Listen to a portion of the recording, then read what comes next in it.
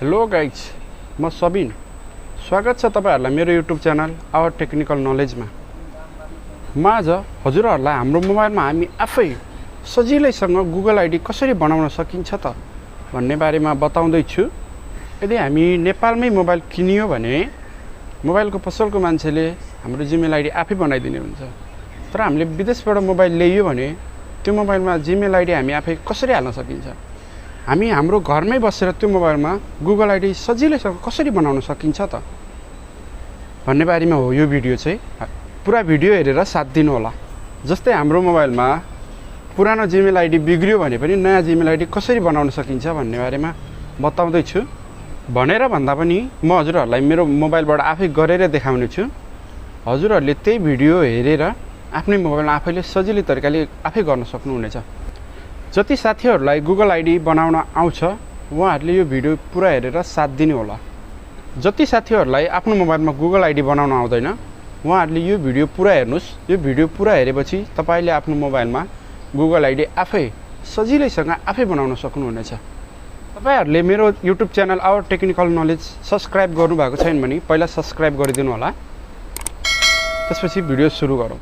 Video भनेर भन्दा पनि म हजुरहरुलाई मेरो मोबाइलबाट आफै गरेर देखाउने छु र मैले कसरी गर्छु भनेर हेर्नु होला र हजुरहरुले आफ्नो मोबाइलमा त्यही तरिकाबाट गर्न सक्नुहुनेछ। एकदम सजिलो छ। ल अब ढिलो नगरी मोबाइलको स्क्रिनतर्फ जाउँ है त।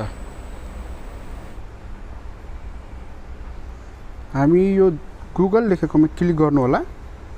त्यसपछि त्यो माथि दिएको त्यो टाउको जस्तो गोलो आइकनमा क्लिक गर्नुस्। यहाँ लेखिएको छ सिङ इन, नयाँ एकाउन्ट बनाउने हो, त्यही भएर सिङ इन गर्नु होला। अब गुगल एकाउन्ट बनाउने हो, त्यही भएर हाम्रो माथिको गुगल एकाउन्टमा क्लिक गर्नुस्। पुरानो एकाउन्ट भएकोहरूले चाहिँ माथि इमेल और फोनमा हान्नुपर्ने हुन्छ। हामीले नयाँ बनाउने हो, त्यही भएर क्रिएट एकाउन्ट गर्नु होला। त्यसपछि फर माइ सेल्फ भनेर क्लिक गर्नु होला।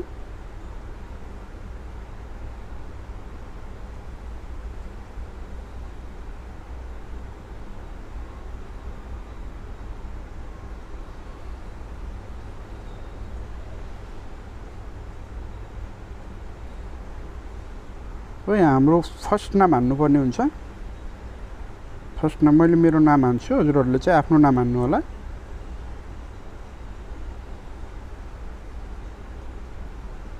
तल चाहिँ हाम्रो सरनेम हान्नुपर्ने हुन्छ। मैले मेरो हान्छु, हजुरले आफ्नो हान्नु होला है। त्यसपछि यहाँ तल नेक्स्ट गर्नुपर्ने हुन्छ। त्यसपछि हाम्रो यहाँ डेट अफ बर्थ जन्म मिति हाल्नुपर्ने हुन्छ। जन्म मिति र हाम्रो जेन्डर हाल्नुपर्ने हुन्छ। यसमा म मेरो हाल्छु, हजुरहरु चाहिँ आफ्नो हाल्नु होला। केटा भए केटा हाल्नु, केटी भए केटी हाल्नु होला। अनि तल नेक्स्ट गर्नु होला। त्यसपछि हाम्रो यहाँ दुईटा अप्सन दिएको छ, जिमेल आइडी कुन गराउने हो भनेर। नभए हामीले आफ्नै तरिकाले गराउने भए तलको गर्नु होला। मैले चाहिँ यसैमध्ये माथिकोमा क्लिक गरेँ र नेक्स्ट गर्नु होला। त्यसपछि यहाँ हाम्रो पासवर्ड हान्नु होला। सही पासवर्ड हान्नुस्, नमिलेन भने फेरि अर्को पनि हान्नु मिल्छ। मैले चाहिँ यसमा मेरो पासवर्ड हाने, हजुरहरुले चाहिँ आफ्नो पासवर्ड हान्नु होला। त्यसपछि नेक्स्ट गर्दा हुन्छ। त्यसपछि तल जानुस्, यहाँ स्किप र SIM इन लेखिएको छ, त्यसमा SIM इनमा गर्नु होला। त्यसपछि नेक्स्ट लेखिएको छ, नेक्स्ट गर्नुस् तल। त्यसपछि तल जानुस्, आई एग्री लेखिएको छ, आई एग्री गर्नुस्।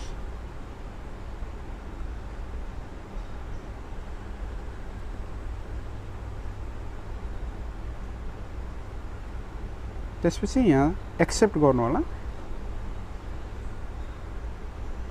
अब ब्याक जाउँ हामी। फेरि त्यो लोगोमा क्लिक गर्नुस्। यो आफ्नो बनेको आइडीलाई क्लिक गर्नुस्। हजुरको आइडी सेट भयो।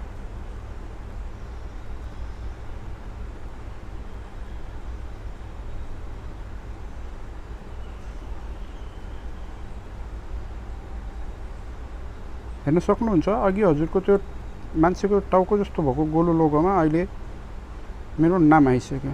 त्यसरी हजुरको आइडी बन्यो।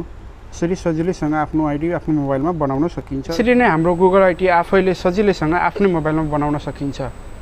साथीहरू, तपाईलाई मेरो भिडियो कस्तो लाग्यो सुझाव सल्लाह दिनुहोला। मेरो च्यानललाई सब्स्क्राइब गर्नुभएको छैन भने च्यानललाई सब्स्क्राइब गरी बेल आइकनलाई अल गरिदिनु होला। यस्तै यस्तै भिडियोहरू अझै पनि आउने छन् मेरो च्यानलबाट। हजुरहरूलाई के को बारेमा भिडियो जान्न चाहनुहुन्छ कमेन्ट गरी बताउनु होला, म त्यही बारेमा भिडियो बनाउने छु। हस् त।